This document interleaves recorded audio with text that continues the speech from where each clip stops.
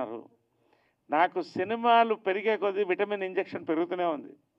రోజు పొద్దున్న 4:30కి లేస్తాను.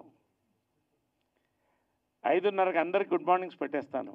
ఫ్రెండ్స్ అందరికీ, ఫ్యామిలీస్‌కి. అక్కడి నుంచి వ్యాయామం, నా డయట్ మీరు చూశారు. Little bit of fruit, full energy. 9 సినిమాలు, అద్భుతమైన సినిమాలు. సరిగ్గా 20 రోజుల్లో 40 రోజుల్లో 22 కథలు విన్నాను.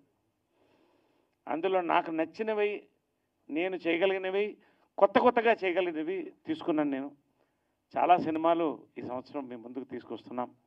అందులో 9లో 2 నేను లీడ్ రోల్స్ చేస్తున్నాను.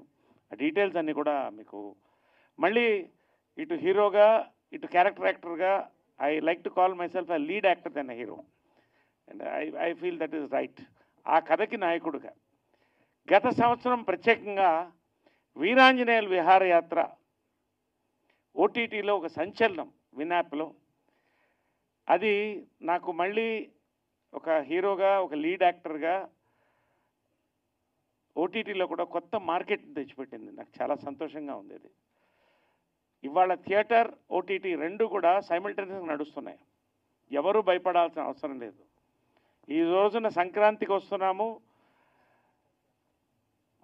మందలుగా వెళుతున్నారండి అంటే అదేం మాట అన్నాను నేను. మందిగా వెళుతున్నారు. ఫ్యామిలీసు ఇరగబడి వెళ్తున్నారు థియేటర్కి. ఆంధ్ర, తెలంగాణ, రాయలసీమలో, ప్రపంచవ్యాప్తంగా కూడా. So it's a healthy trend.